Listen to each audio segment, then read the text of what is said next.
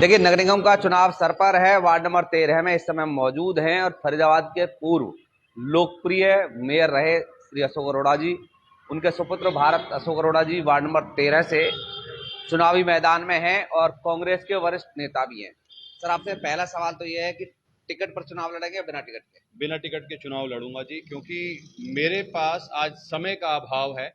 Party का क्या निर्णय होता है मुझे नहीं पता। मैं अपने पिता के नाम पर चुनाव लड़ने जा रहा हूं। ये मैं अपने सभी सपोर्टर्स को, सभी मेरे परिवार के सदस्यों को खुले रूप से बता चुका हूं। अच्छा, वार्ड नंबर 13 में भारत अशोक अरोड़ा के अलावा कोई मजबूत कैंडिडेट दिखाई नहीं देता, चाहे रूलिंग पार्टी हो या कोई अन्य पार्टियां हो, क्योंकि आपके पिता जो पूर्व में मेयर रहे हैं अशोक अरोड़ा जी का एक बड़ा नाम है। उनके कार्यशैली के चलते हुए हर व्यक्ति आपसे आपके साथ जुड़ना चाहता है। क्या कहेंगे उनके लिए? देखिए, वार्ड नंबर 13 से भारत अशोक अरोड़ा मजबूत केवल एक ही बात से है, क्योंकि मेयर साहब को अपना फर्ज निभाना भली भांति आता था। और वार्ड नंबर 13 ही नहीं, बल्कि समूचे फरीदाबाद का कोई परिवार, कोई घर, कोई चौखट ऐसी नहीं है जो मेयर साहब के बारे में माफ कीजिएगा ये नहीं कहती कि मेयर साहब से हमारा निजी और घरेलू रिश्ता था। तो इसीलिए कहीं ना कहीं मेरे नाम के साथ अगर यदि कोई मजबूती की या कोई बात आती है तो आदरणीय मेयर साहब और मेरे समाज के सभी वरिष्ठ परिवारजनों के कारण। प्रमुख मुद्दे कौन से होंगे जनता के बीच? प्रमुख कुछ दो तीन बताएं, क्योंकि जैसे चुनाव नजदीक आएगा वैसे हम आपसे बातचीत करेंगे लंबी, लेकिन अभी तो नामांकन का दिन बाकी है।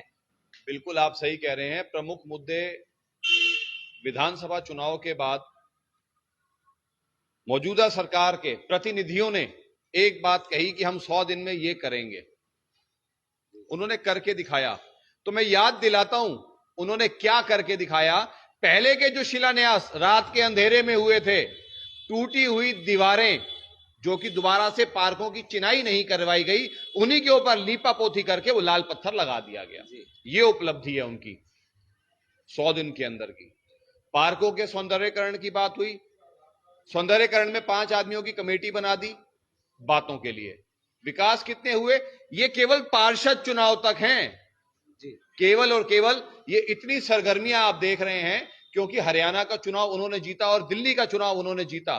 तो उनके जहन में एक ही बात आती है, जिस तरह रावण एक बात कहता था कि एक क्यों हम द्वितीय नास्ति न भूते न भविष्यति, कि मैं अकेला मेरे समान हूं, न भूतकाल में मुझसे श्रेष्ठ कोई था, न भविष्य में कोई होगा। तो ये कहने के लिए तो राम की बात करते हैं, मगर वास्तविकता में अहंकार की बात करते हैं। और लोगों के बीच में अहंकार से नहीं, सौम्यता से जाया जाता है। लड़ पाएंगे आप भारतीय जनता पार्टी के सामने? क्योंकि देखिए अभी हाल ही में रिजल्ट आए हैं, कांग्रेस वहां भी बुरी तरीके से हारी है जी। चलिए, आप कांग्रेस टिकट पर ना सीएम निर्दलीय चुनाव लड़ेंगे और यहाँ भी वर्तमान में भी भाजपा के विधायक है, जिस विधानसभा से आप तैयारी में है पहाड़ में, कैसे लड़ेंगे आप इनसे? मेरे को इनसे लड़ना नहीं है जी। मुझे किसी भी भारतीय जनता पार्टी के कार्यकर्ता से, विधायक से या इनकी पार्टी से नहीं लड़ना। चुनाव का सही मायने में यदि कुछ अर्थ होता है तो केवल एक ही, कि सही को चुने, ना कि झूठे को चुने। चुनाव का केवल एक ही अर्थ होता है, सही के साथ साथ सच्चे को चुने, अपने को चुने, अपने बच्चे को चुने। अच्छा, आपसे एक सवाल है, मान लीजिए आप जीत जाते हैं जी, जनता आपको आशीर्वाद दे देती है जी, तो आप सत्ता के साथ जाएंगे, विपक्ष में बैठेंगे? क्योंकि जनता आपसे जरूर पूछेगी।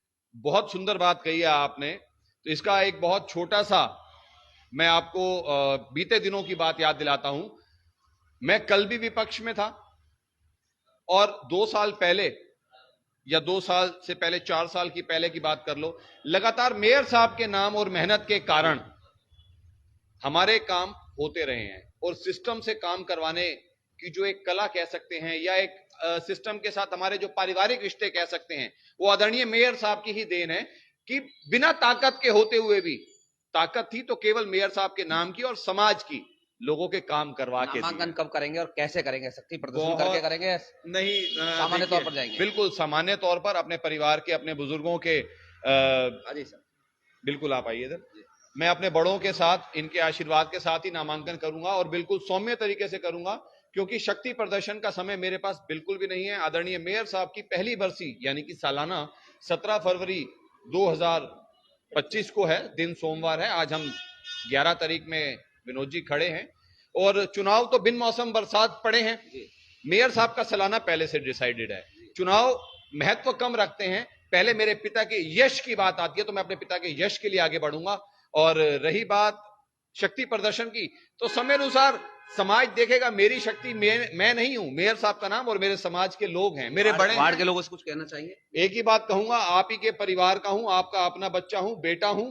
निश्चित रूप से जिस तरह मेरे पिता ने आपको हमेशा अपना होने का एहसास दिलाया, मेरे से भी आपको कभी भी इस बात की निराशा नहीं होगी कि भारत आपके अपने परिवार का बच्चा नहीं है। आप हमेशा यही बात कहेंगे, ये हमारा अपना बेटा है, हमारा भाई है। धन्यवाद। धन्यवाद।